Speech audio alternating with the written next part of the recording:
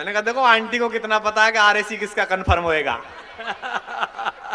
ये महिलाएं ये सब ज्यादा अच्छी तरह समझती हैं, इसलिए थोड़ा दाद दीजिए, ऊर्जा दीजिए। मैं आपको मस्ती के साथ कुछ एक नई चीजें सुनाता हूँ, सुनना। बढ़िया कुमार। कि नजर में शोखियां लब पर, तुम दाद दे रहे हो कि खास दे रहे हो? मतलब जुड़ते रहिए, जो पीछे लोग हैं वो सब भी थोड़ा जुड़ जाएं। हम एक बड़े जगह पर खड़े हुए हैं, एक बड़े वंश में खड़े हुए हैं, तब पढ़ता हूं कि नजर में शोखियां लब पर मोहब्बत का तराना है। बहुत अच्छे, ये तुम मन से देना, अभ्यास मत कर लेना, वरना रोज रात इतने बजे वाह वाह का अभ्यास करोगे तो कल पिताजी कहेंगे इसे कैसे पता चला। अरे तो थोड़ा जाग कर, अब देखिए जो आगे लोग बैठे हैं वो जरा जाग जाएं। अरे जस्टिफाई करना पड़ेगा। कि नजर में शोखियां लब पर मोहब्बत का तराना है। जरा आपकी झूम कर दाद मिले, अगली पंक्ति सच बोल रहा हूं तो। कि नजर में शोखियां लब पर मोहब्बत का तराना है। मेरी उम्मीद की जद में अभी सारा जमाना है। कई जीते हैं दिल के देश पर मालूम है मुझको। अगर हिंदुस्तान का संस्कार बोल रहा हो मोहब्बत में तो एक एक व्यक्ति की ताली गूंजती मिले अगली पंक्ति पर। कई जीते हैं दिल के देश पर मालूम है मुझको। सिकंदर हूं मुझे एक रोज खाली हाथ जाना है। सिकंदर हूं मुझे एक रोज।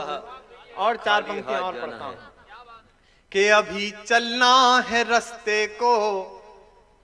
चाचा मैं ही बेच लूं आज। ये क्या बेच रहे हैं? राष्ट्रीय खाद्य गुटखा। बैठ जाओ प्रभु। काका, ईश्वर ने खड़े रहने के लिए दो पैर दिए तो टिकाने के लिए भी कुछ दिया है, उसे टिकाओ। हाँ ये रख, बैठ जाओ आप।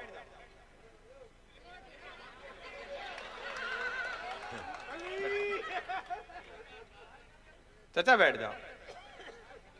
नहीं बैठ जाओ, बैठ जाओ। पता नहीं कहाँ के लिए निकले थे, कहाँ पहुंचे बेचारे। हाँ नहीं ये होने दो। प्रकाश भाई बैठो। ये इसका दोष नहीं है, मेरी किस्मत खराब है। मेरी किस्मत इतनी खराब है कि ऊंट पे बैठ के बाजार जाऊं तो भी कुत्ता काट लेता है। 10वीं में मैं अकेला दौड़ा रेस में तो सेकंड आया। मैंने प्रिंसिपल साहब से पूछा गुरुजी आज क्यों सेकंड आया? बोले बेटे आज जिसे फर्स्ट आना था वो नहीं आया। यकीन मानिए अजमेर में मैं शादी करने गया। अजमेर में मेरी ससुराल है, शायद इसीलिए ख्वाजा को गरीब नवाज कहते हैं। मैं वहां गया तो उस दिन वहां कर्फ्यू लग गया।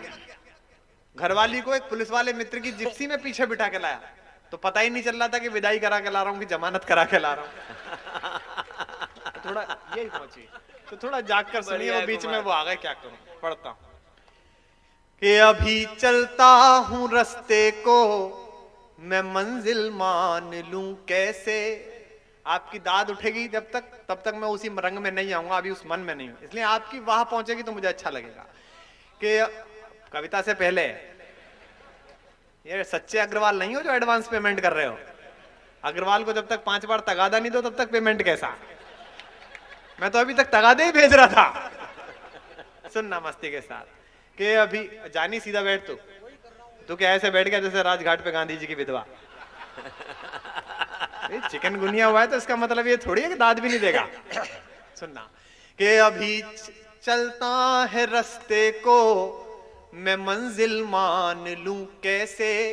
और इस ठाकों के बीच अगली पंक्ति शुद्ध प्रेम की और कविता की पढ़ता हूं, जिस किसी को समझ आ जाए उसकी वाह उठ जाए मन से भी। कि अभी चलना है रास्ते को मैं मंजिल मान लूं कैसे। मसीहा दिल को अपनी जिद का कातिल मान लूं कैसे। मसीहा दिल को अपनी जिद का कातिल मान लूं कैसे। तुम्हारी याद के आदिम अंधेरे मुझको घेरे हैं। अब ये पंक्ति उठा लेना अगली तालियों में। तुम्हारी याद के आदिम अंधेरे मुझको घेरे हैं, तुम्हारे बिन जो बीते दिन उन्हें दिन मान लूं कैसे, तुम्हारे बिन जो बीते दिन। और ये दोनों कवित्रियां मुझ पे प्रहार कर रही थी, बड़ा शाकाहारी। मैं 4 पंक्तियां पढ़ता हूं, सुनना। कि मैं उसका हूं वो इस एहसास से इनकार करता है। दाद मिले आपकी। मैं ये अग्रवाल समाज वालों, अभी तो पेमेंट भी नहीं करा, अभी से दुखी क्यों बैठे हो? थोड़ा जागृत बैठो। कि मैं उसका हूं वो इस एहसास से इनकार करता है। अब दाद देना। मैं उसका हूं वो इस एहसास से इनकार करता है, बड़ी महफिल में भी रुसवा मुझे हर बार करता है, भरी महफिल में भी रुसवा मुझे हर बार करता है। यकीन है सारी दुनिया को खफा है मुझसे वो लेकिन, और सच कह जाऊं तो आप सबकी भी और इनकी भी तालियां चाहता हूं। यकीन है सारी दुनिया को खफा है मुझसे वो लेकिन, मुझे मालूम है फिर भी मुझी से प्यार करता है। क्या बात है, क्या बात है। मुझे मालूम है फिर भी। और कुछ मुक्तक नई सुनाता हूं, नई तरन्नुम में सुनाता हूं, सुनेगा। कि बस्ती बस्ती घोर उदासी। मैं बड़ा संभल के बोल रहा हूं विधायक जी, क्योंकि मनुष्य को संभल के बोलना चाहिए। आप भी ध्यान रखना आगे भाषण देते समय, अन्यथा आदमी का कुछ भरोसा नहीं किस उम्र में अडवाणी हो जाए। अडवाणी जी को भी बड़ा संकट हुआ साहब, पता नहीं क्या बोला है वहां पर। पाकिस्तान गए थे जिन्ना की मजार पे फूल चढ़ाने और अपनी पे ही चढ़ाए। अब लौट के आए तो मुझसे बोले यार ये हंगामा क्यों हो गया है, भाजपा वाले मेरे विरोध में क्यों हो गए। मैंने कहा देखो अंकल, सीनियर से सीखो।